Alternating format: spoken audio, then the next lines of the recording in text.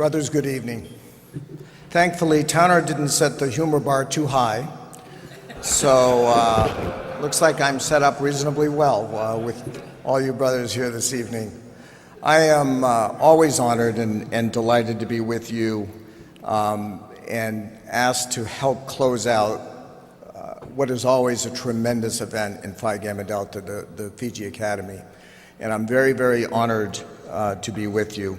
I must say it was a bit of an inauspicious invitation, though, this year. I got a call from my close friend and fraternity brother, Bill Martin, who called me maybe a month ago or maybe even just a couple of weeks ago, and he said, you know that I must have already asked some other people who declined if I'm calling you this late and asking you to speak at the Fiji Academy closing banquet.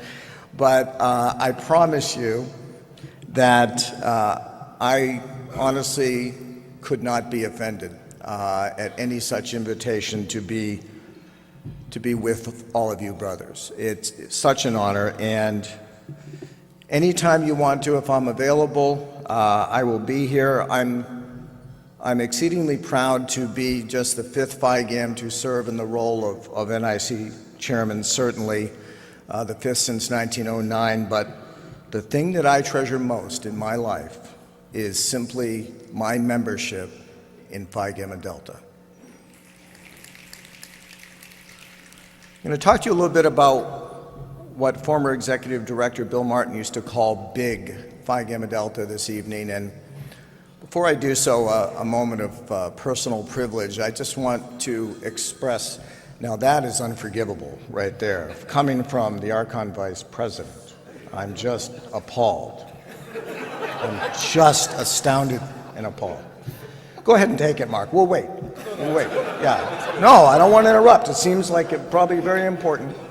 So, oh, okay, yeah, for sure. Boy, it's hard to segue to the death of my mother from that, but I must. Jeez. Next, my phone will go off. You only get one mom, right? You only get one, and I lost mine at the age of 91 in January. And I tell you this because I will never forget, Towner mentioned that I have three daughters, Margot, Hannah, and Lizzie, who wasn't really in the master plan, but we're awfully glad to have her.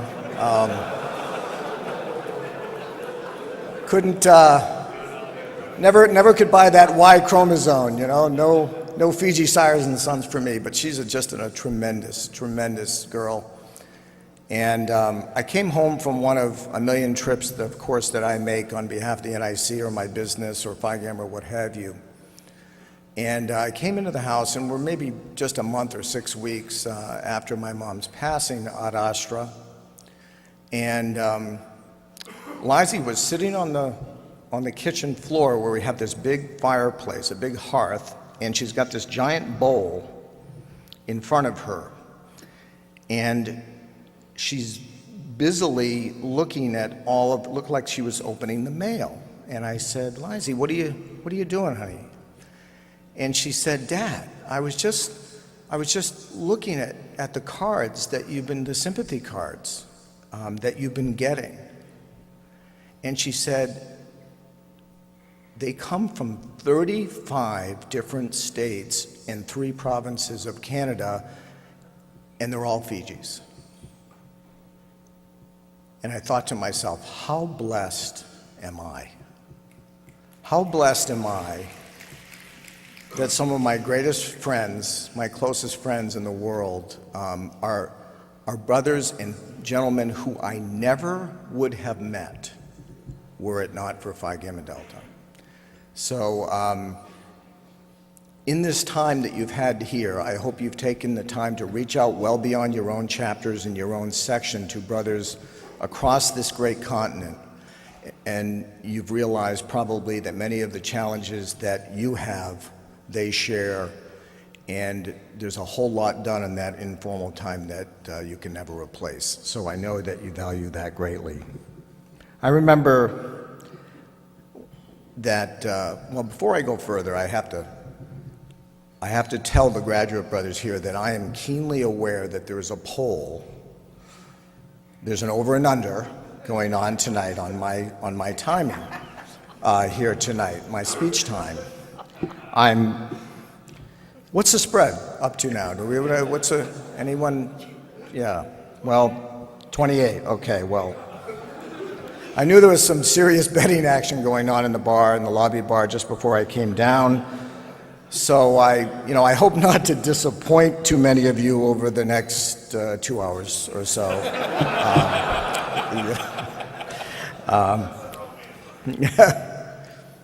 I remember former executive director and such a mentor to me, Bill Zerman, once telling me that there was these terrible disciplinary problems that they had during one of our ecclesia. It happened to be in Cleveland in 1970, and I remember unquestionably a very tumultuous time, right, in America. And they had hookers roaming the halls, and multiple brothers accused of damaging rooms and illicit substances and other such debauchery. And the Cleveland graduate chapter actually had to get the local police to roam the halls to help the staff, sort of maintain some semblance of order. So those were pretty crazy days. And I think if Bill were still alive today, I know he would breathe a huge sigh of relief, knowing that here in St. Louis, we're probably going to send a few brothers home for cheating at Donkey Kong or maybe Ms. Pac-Man after this arcade deal and stealing a few tokens or something like that. It's going to be horrific, I'm sure. Seriously, do behave like Fiji gentlemen tonight, brothers. Wherever you go, whatever you do, we hope to see you in that arcade. It'll be a lot of fun.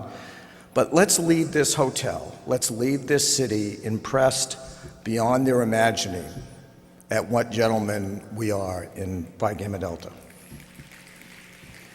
After all, Phi Gamma Delta is not just any fraternity, are we?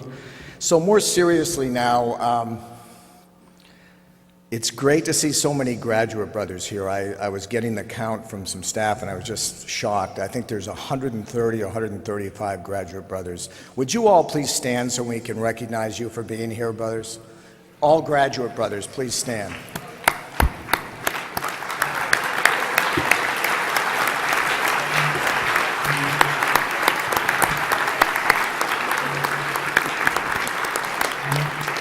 It's a given for you guys, yeah.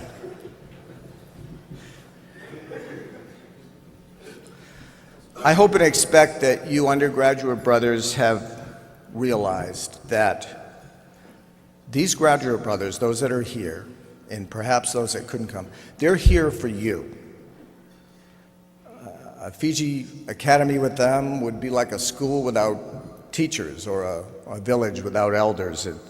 It's so important that you make those connections, but that these graduate brothers come back out of the goodness of their fraternal experience, and for reasons I want to talk about briefly here in a minute, to be here to help you and the chapters in Phi Gamma Delta and the colonies become better organizations, and by extension, our young Fijis become better people.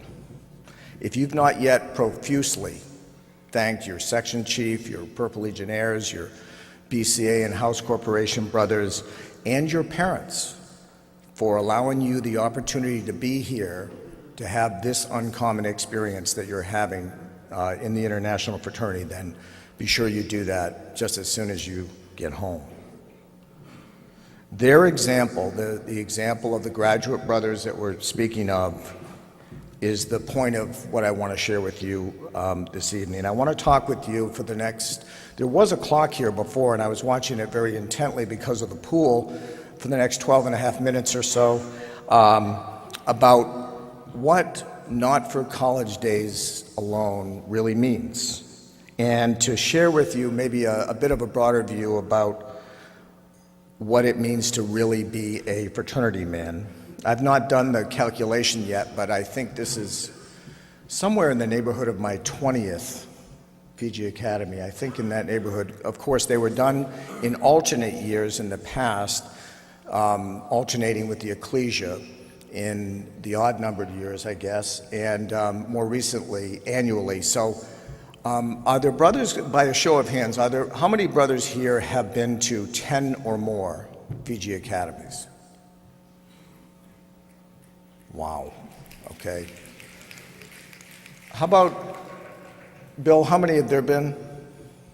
Bill Martin? 20 plus. Who has been to, so far as you know, all of them? Bill Miller, have you been to all? This is the 40th anniversary, I know, but Bill Miller? Fantastic. That's fantastic. It's wonderful. For 40 years, Phi Gamma Delta has worked hard to help educate our brothers and train our brothers as chapter officers. Of course, this program of doing it mid-year is more recent, but it really makes all kinds of sense, doesn't it? Because we have the opportunity to get to you soon after you're elected and really inculcate not only the basics of your position and the responsibilities that you have, but also the values that we all treasure and hold so dear. And I know for you, most of you graduate brothers, this is instructive about your various roles, whether you're a section chief or a PL or whatever you do, but it's also a huge booster shot of oxygenated purple blood that we all get the opportunity to take here. And those of you who are able to go to the model initiation, is there anything like that experience of being in that room with all those brothers and realizing that that's the tie that binds us all together? Nothing like it. Look around you. This is the heartbeat of leadership in Phi Gamma Delta. This is our virtual leadership roundtable, the core of leaders that really drives this organization here. And among our finest, gentlemen of quality. So as a quick aside, you graduate brothers, I've got to ask you this. How many of you remember the show Get Smart? Any of you remember the show Get Smart? Remember when he would say, "Chief, I demand the cone of silence." Remember that? Well, with all the social media that's going on today, that's probably impossible to achieve. It's what Bill Zerman used to call family talk, but I want this to stay in this room. As chairman of the NIC, I have to go a lot of places on behalf of the interfraternal world, and I have to attend a lot of national and international fraternity conventions.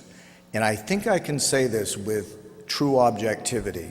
I have never, in any of those interfraternal gatherings, ever met a higher quality group of undergraduate men than we have in this room right here tonight. I really mean that. Honestly. Now, you undergraduate brothers, think for a minute, and I say this often, about what an honor it is for you to be elected by your own chapter brothers to lead them. I mean, after all, they know you, they know your strengths, they know your liabilities, they know your character quirks, and yet they ask you to lead them. So how could anyone ever betray that trust? Now, you brothers, think a year from now. It's just after the new year in 2016. Will your chapter be demonstrably better than when you inherited it? Will your chapter have changed and grown in meaningful ways? And by extension, are your chapter brothers better Fijis and better men for your having served them? It's a great litmus test for you to think about. If the answer to that question is an unequivocal yes, then you will have done your job well.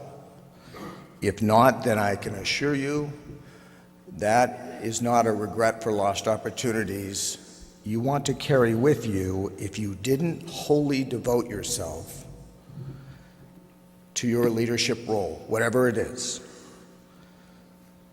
So whether or not your chapter meets all of its goals in the coming year, let it not be for lack of effort or persistence if you don't. Rather, like a hard-fought football game, let it be only for the reason that you ran out of time before your term was up. In talking about why we serve and the slogan of Not for College Days Alone, I mentioned the Graduate Brothers earlier and the legions out there in North America who are not here, not with us tonight, and the changeless devotion with which many of our graduate brothers serve our chapters. And I want to spend just a minute thinking with you as to why they volunteer, well beyond their college days, to assist a chapter in whatever role they serve. Why do they do it? Of course, the reasons are probably as varied as their pictures on a chapter composite, but let me take a stab at just three reasons why I think, based on my own 30-some years as a graduate brother in Phi Gamma Delta, why we serve. First, maybe they just drank the purple Kool-Aid. Maybe for some brothers who came to the campus, maybe a bit shy and a bit awkward, searching for some home away from home, they cherish the intensely close friendships that Phi Gamma Delta provides, and they feel a great debt of gratitude that they can never repay. You can put me in this category. I can never repay enough of the debt that I feel I owe to Phi Gamma Delta for all she has taught and continues to teach me. And we all know and cherish brothers because they can be counted upon no matter what the challenge or role may be. But whatever your chapter needs, you know that they'll be there. Second, some graduate brothers want to maybe personally work on their own development, professionally or personally. It's simply, Phi Gamma Delta might be one of many avocational roles that they serve in their own community, in their Rotary Club, in their church. They're just one of those type A joiners that is always involved in some organization of one kind or another. And they're the self-starters. They're the ones you don't have to look for at events, right? They're always there as well. And yet the great majority of the graduate brothers that we see fleetingly and sometimes more consistently in the daily life of our chapters is a third kind that has the collective attribute of a real volunteer, but they're a little bit wary and unsure about their participation. Bill Zerman used to refer to these graduates as those that need psychic income, those that feel that if they can get shoulder to shoulder with a chapter or get involved in an organization that has collective goals, they feel a great sense of psychic income, of accomplishment in helping an organization reach for something higher and greater. And that is a great opportunity. And what those graduate brothers need most, brothers, is just simple thanks and acknowledgement. They just need to know that their efforts are appreciated and that they're acknowledged for the time they do spend helping to create continuity for your chapters from one year to the next. Bill asked me to make a couple of quick comments in this vein about why I would serve interfraternally with the NIC, and this is what I will conclude my remarks about. So those of you in the betting pool, get ready. Most of you know, and as Towner mentioned, the NIC is a trade association of 74 men's national and international fraternities. So that's a big tent. This is like the massive IFC of the fraternal world. We are a trade association. We have a board of directors with 9 members. As in most boards I've served, too many attorneys, far too many in 4. But we have a very diverse group, both professionally and personally, and some brilliant men, all of them former chapter, likely, but former national presidents or Archon presidents of their respective organizations. That's a criterion for becoming a board member. We have a federal judge, we have a banker from Texas, we have a state commerce executive in the state of Oregon, a college president, and a human resources executive from Washington, D.C. And I remember sitting at my first meeting after I was elected and thinking, what got me here? And I figure if you hang around long enough, they just keep pushing you up the chairs until ultimately you accept a role like this. But I think it's simpler and yet more complex in some respects. I think I hearken to the phrase that we often use at our ecclesia when we talk about board service of these brothers that are sitting up here. And I think it's a great example for you to take back to your own chapters, particularly during election time. And that is this: the job should seek the man. The job should seek the man, not the other way around. Brothers who are highly ambitious, that's all great. But if they're highly ambitious for their own personal gain, if they're highly ambitious because they want to pad their resume, then their hearts are probably not in the right place. And when I think about what's distinctly different and unique about Phi Gamma Delta, I think it's this whole notion of self-sacrifice. We all likely fail in some respects in reaching the high plateaus that are so beautifully rendered in our ritual, but all you have to do is listen to that a few times and remind yourself that this is not about me. This is not about you. It's about service to something greater and higher and deeper than we can really fathom. And when you do it, you just know, having done it, that it was meaningful to those around you and that you were of service. And if you are truly a servant leader, then it just all comes back to you.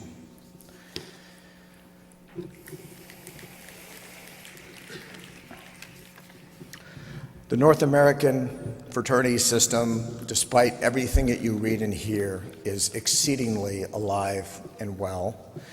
It has never been larger at any time in history. We've grown to over 250,000 men on some 800 campuses in North America. We've had 42% growth collectively in the aggregate in the last 5 years. But few of us would argue, would we, that we are our own worst enemy.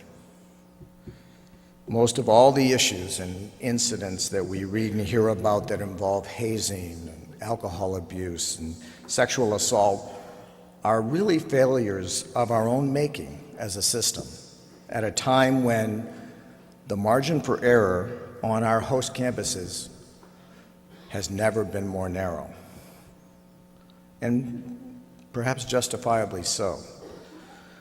We just can't excuse our questionable behavior on Thursday or Friday night by hosting a philanthropic or community service event on Saturday morning.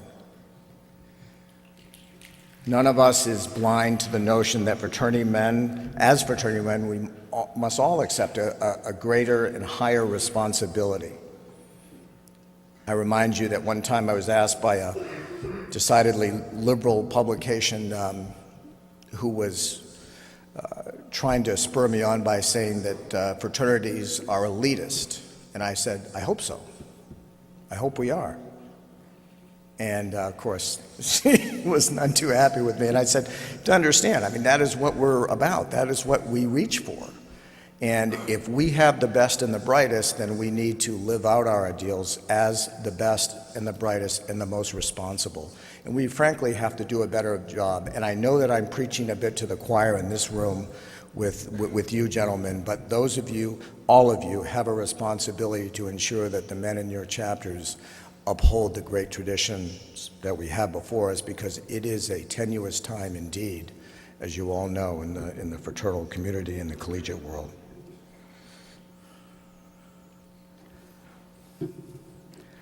You know, you realize, I think when you're here, that discovering your own leadership style is a really messy and sort of imperfect process. It's less of a rote, sort of linear piece of learning than it is sort of a hodgepodge of all the trial and error that we all go through as leaders, and we often don't get it right. But when we don't get it right, and we learn from our lessons, and we don't make the same mistakes twice, then we really are emerging as leaders for the future. As the gentleman said this morning, the speaker and I really took note. He said, you know, you're likely, very, very likely going to fail, and fail often, and that's okay. But you're better for it. And Phi Gamma Delta is better for it. And for all its trials and tribulations, we remember that it's not for the applause of men. It's for friendship. Truly the sweetest influence. It truly is. Treasure it, brothers. Treasure it. Can't wait to see you all at the Boston Ecclesia. Picture 800 Fijis, Fiji Night at Fenway, a harbor cruise, and Fiji hospitality like you've never seen before. We just can't wait. I am so mighty, mighty proud to be a Fiji. Thank you, brothers.